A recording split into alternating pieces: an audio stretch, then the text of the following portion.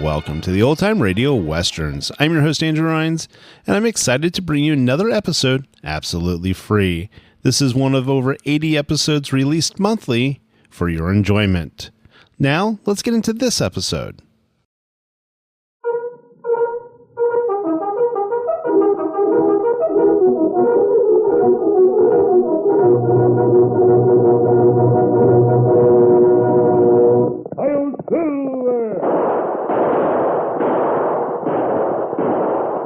Fiery horse with the speed of light, a cloud of dust, and a hearty Hi-Yo Silver, the Lone Ranger.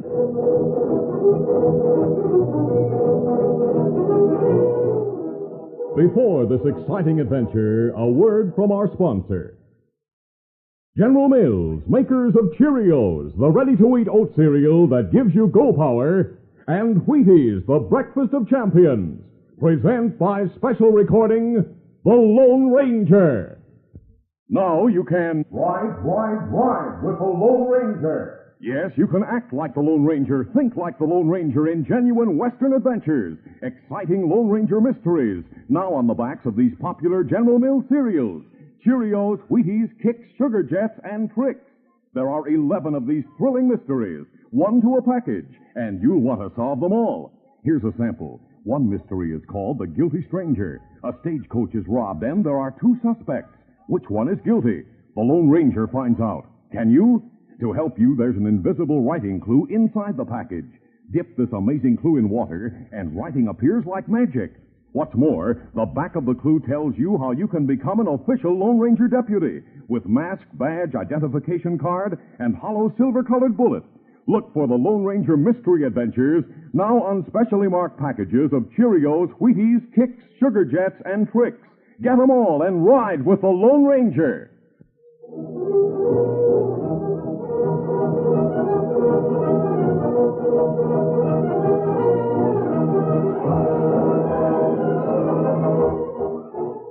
With his faithful Indian companion Tonto, the daring and resourceful masked rider of the plains led the fight for law and order in the early western United States. Nowhere in the pages of history can one find a greater champion of justice. Return with us now to those thrilling days of yesteryear. From out of the past come the thundering hoofbeats of the great horse Silver. The Lone Ranger rides again. Come on, Silver. Let's go, big fellow. Hi-yo, Silver! Hooray!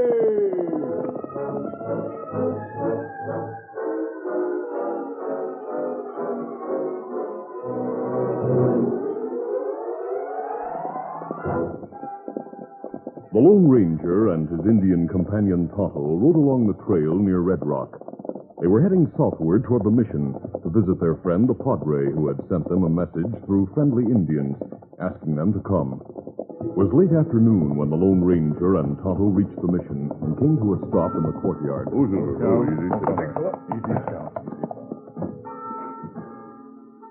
Welcome, my friends. I've been watching for you. It's good to see you again, Padre. Your arm is bandaged, Tonto. We ran into some trouble on the way here. Someone shot at us from ambush, and one of the bullets grazed Tonto's arm. You're most fortunate, my friends. You might have been killed. We realize that. Come inside and we'll talk. I prepared some food. Oh, thank you, Padre.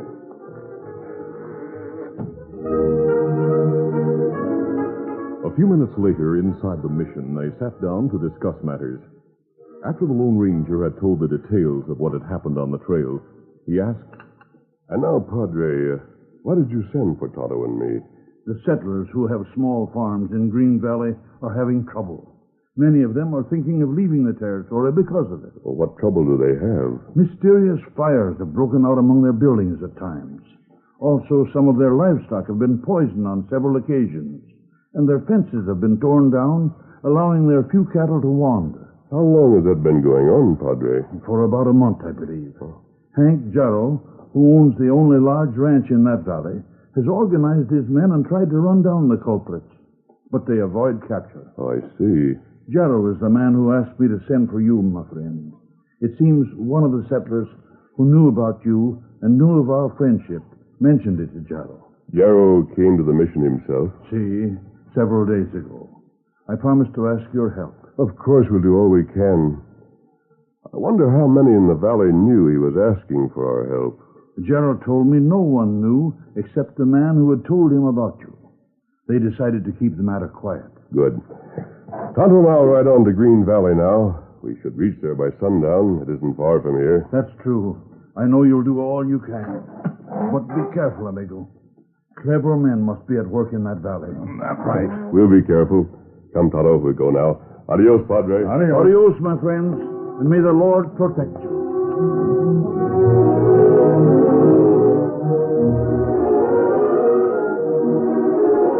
As the Lone Ranger and Tonto checked their riding gear before mounting to leave the mission, they discussed what they'd heard.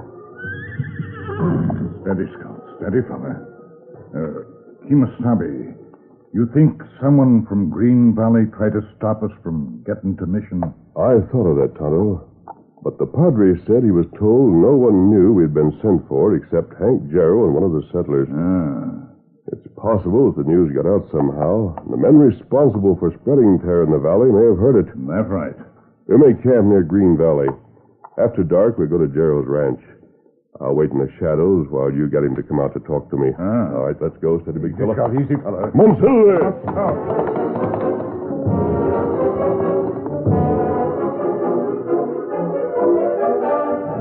It was after supper time when Hank Jarrow and his wife Sarah heard a knock at the ranch house door. Land sakes, I wonder who that is. Well, I'll answer it, Hank. Maybe more trouble in the valley. Is Hank in, ma'am? Oh, it's you, Mr. Mullins. Would you come right in? In and have a chair, Sam. Make yourself comfortable. Thanks. I'll just go along into the kitchen while you men talk. Sit right there, Sam. I don't mind if I do. I was wondering if there's any news of that masked man yet that you asked the Padre to send. Nary a sign of him.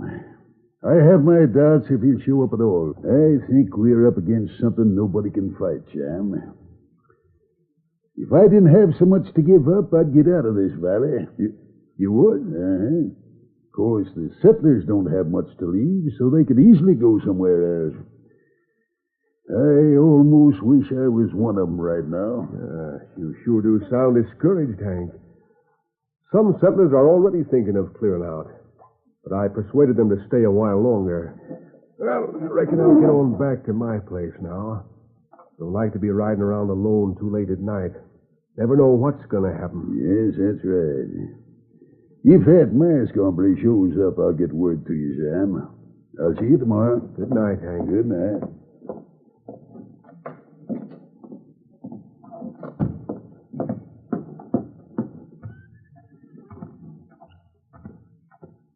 Hey, somebody coming toward the house.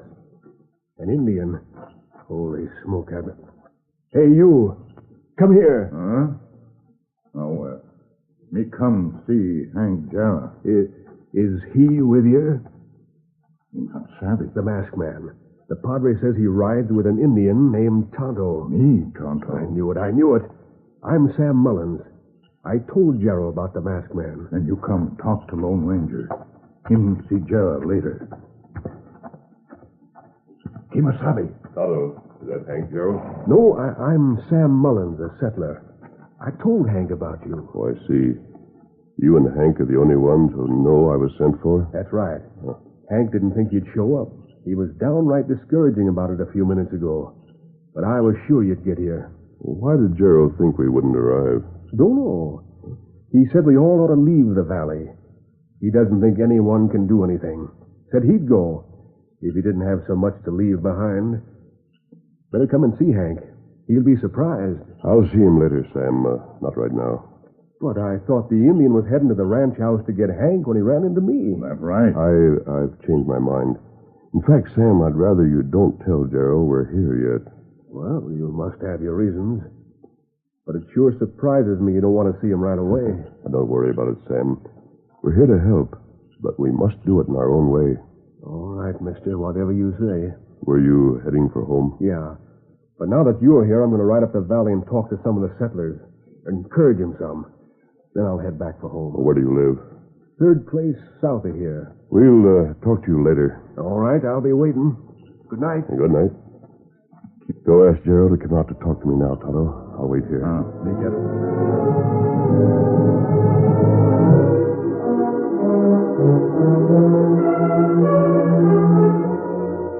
A few moments later, Hank Jarrow came out with Tonto and met the Lone Ranger. You're the Lone Ranger, eh? I'm sure surprised to see you here, mister. Why, Mr. Jarrow? Well, I didn't expect you to come. Now that you're here, I hope you can do something about what's been going on. Well, we'll try our best. Say, did you come straight here to my place, or did you stop at Sam Mullins' place first? Well, we came straight here. I'll leave it to you to tell Mullins we've arrived. Yeah, sure. Where are you camping in case I want to get in touch with you? We're camped in the grove about half a mile down the trail. You'd better keep your eyes open. Huh? The varmints who are causing the trouble seem to have a way of finding out everything. Well, thanks for the warning. We'll leave now. Easy, steady, big fella. Easy, Scout, easy. Good night. Good night, mister. Come on, Silver. What's count?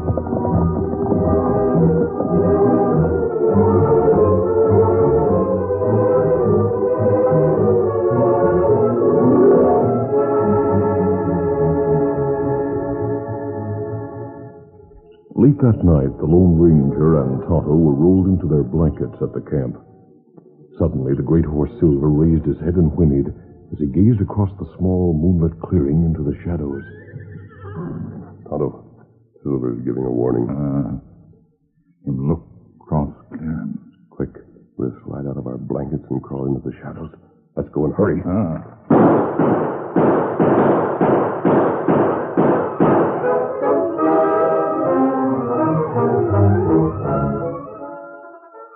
We'll continue our Lone Ranger adventure in just a moment. All over the country, in every direction, how you doing is the question. And here's what the happy people have to say. Eating our Wheaties, and do, and okay. That goes for the star wherever you are. Take Barbara Ann Scott, figure skating champion from the Northland. Watch her on this one. Barbara Ann's good. Now, there is a champ who's a real Wheaties fan. Sure helps to keep a gal up on her toes. A guy, too. Take Bob Lemon, who pitches a lot of ball for the Cleveland Indians. Lemon knows what champions know. Wheaties for breakfast, away you go. Gosh, no wonder the champs of tomorrow are eating Wheaties today. There's a whole kernel of wheat in every Wheaties flake. Keep on eating your Wheaties, and you'll be do, and okay.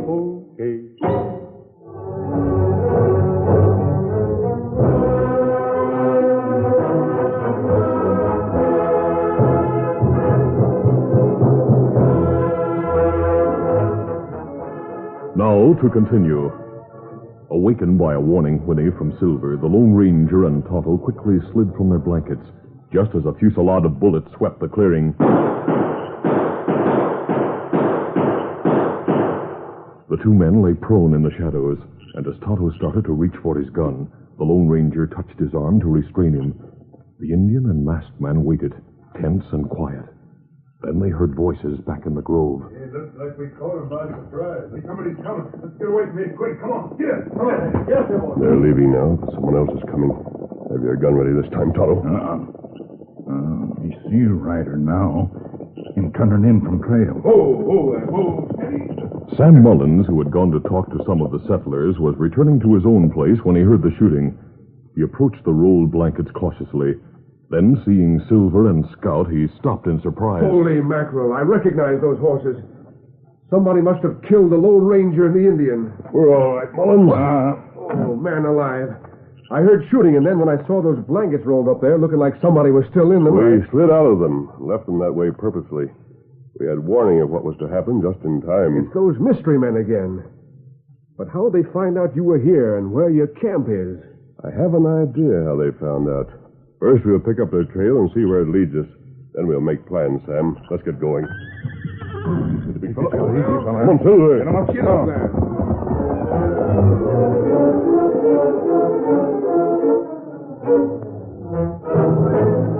The Though the gunmen had tried to cover their tracks, the Lone Ranger and Tonto managed to keep on the trail. Finally, they arrived with Sam Mullins at the rear of Jarrow's ranch, where they stopped in the shadows. By golly, I don't figure this at all. You will before long, Sam. There's a light in the ranch house. I suggest you go in, see who is with Jarrow, and ask him if he's heard from me. All right. Don't let him know you've seen us. Just as you say, mister. Come back and tell us what he says and what you find out. Todd and I'll be waiting at the front gate. Sure. I'll ride around to the front right now. Move out easy. Get up there.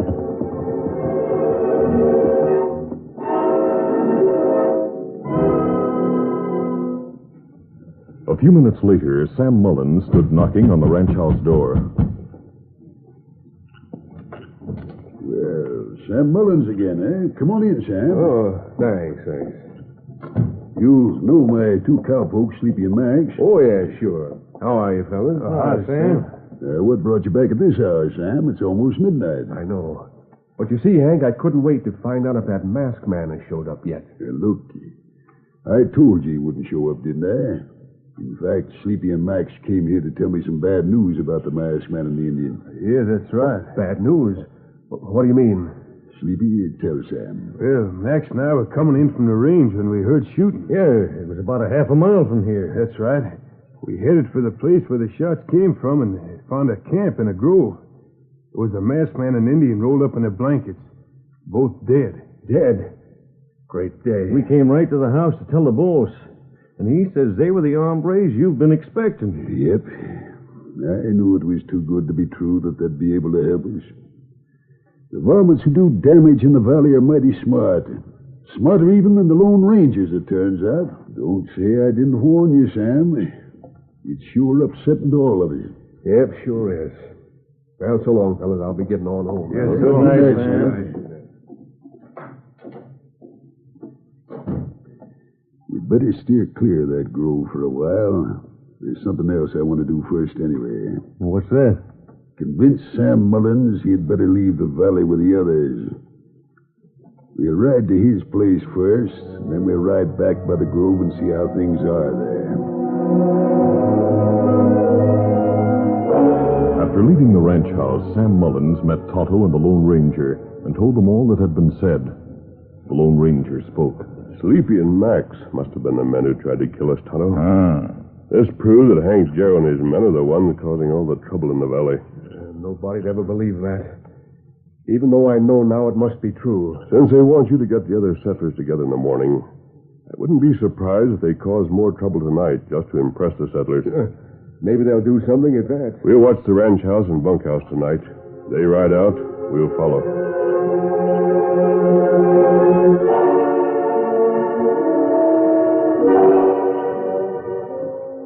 Half an hour later, the Lone Ranger, Tonto, and Sam Mullins watched as three horsemen rode from the Jarrow ranch.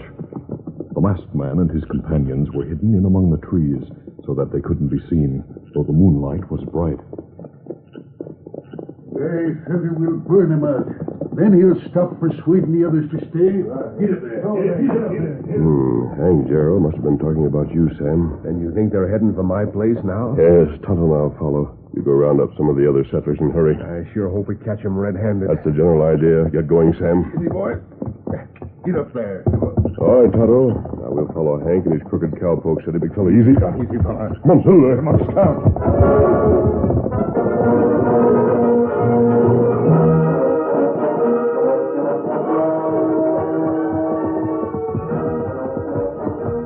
Oh, Silver, who's count? Oh, fella. Easy, son. The masked man and Indian left their horses in the shadows and cautiously approached the rear of Sam Mullins' barn, where the other three men had stopped and dismounted. They're taking their time, Tonto. Of course, they know they can't be seen from the house. Them show plain in moonlight. One fella went in the barn. The other two are waiting for him. There he comes now. I found a whole can of kerosene inside. Spread it against the side of the barn. Then we'll touch a match to it and get out of here fast. Yeah, all right.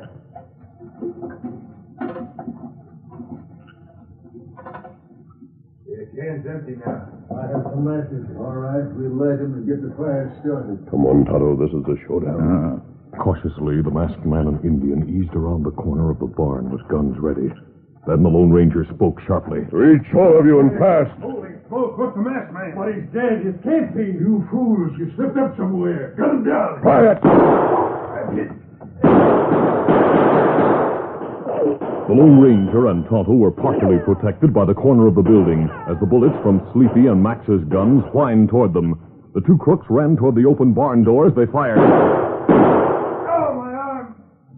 Several more minutes went by. Then the Lone Ranger and Tonto cautiously moved around the corner of the barn and approached the doorway. Just as Sleepy's hand appeared holding a gun. No, I'll fix you. You're through. No, I give up. Tonto quickly moved forward and picked up the guns the crooks had dropped. It was then that Sam Mullins, who had gone to round up the settlers, approached the scene with several men. Here come the settlers, Tonto. Turn these crooks over to them to take to jail. Help us. Gun down these outlaws. Wait, don't listen to him. Steady, easy. You all right, mister? Yes, Sam. Me? That masked man and the Indian are the ones who caused all the trouble. I don't savvy all this. Looks like he wounded Hank. Sure. Man, I told you what you'd find here. I know for a fact that Hank Jarrow and those two cowpokes of his, Sleepy and Max, are to blame for all that's happened. But why would Hank do that? Yeah, he had a fire at his place once. That's right. Hank Jarrow wants to see all of you leave this valley. That's why he and his men created terror among you. A fire at his place would throw off suspicion. Sam Mullins told him Tonto and I might come here to help you. Hank acted as if he wanted us to come. Well, he did. But only so that he and his gunmen could murder us. They tried that, but failed. And I'm sure now they tried to ambush us this morning. You can't prove that, mister. You were the only man who knew where we were camping. They spread kerosene on the side of Sam's barn a while ago. They were about to set it afire when we interfered. Sleepy and Max will go to jail for attempted murder. Hey, you can't do that to us. We work for Hank Jarrow. We do what we're told. He always told us what trouble to start. That's right. Hank wanted the settlers to get out. Shut up, you fools. I reckon you've heard enough, men. We sure have, Sam. By thunder, we'll take the three of them to the sheriff and tell him everything. There are enough of you to take charge of these men. Tonto and I are glad to have been of help. We'll leave now, knowing that Green Valley is no longer a valley of terror. That's right. Adios, everybody. Thank you. Well, we'll bandage your wounds and take you to town, Hank. Remember what you said about the varmints who caused the trouble in the valley being smarter even than the Lone Ranger? Well, it looks like you have to take that back now, huh, fellas? Hey, Sam. Is that who the masked man is? Yep. That's who he is, all right. Well, I'll be doggone. Imagine that. The Lone Ranger.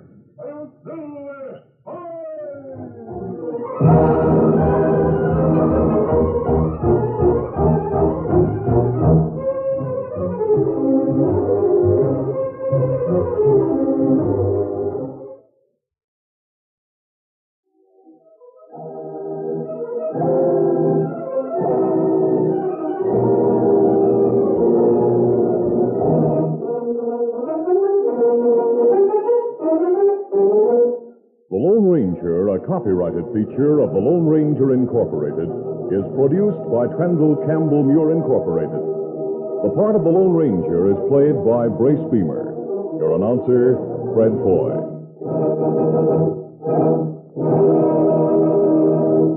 Listen to The Lone Ranger, brought to you by special recording Mondays through Fridays at this same time.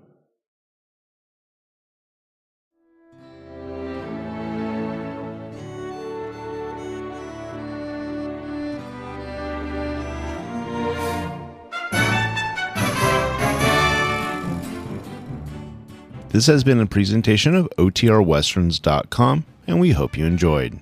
Please take some time to like and rate this episode within your favorite podcast application. Follow us on Facebook by going to OTRWesterns.com/Facebook, and subscribe to our YouTube channel by going to OTRWesterns.com/YouTube.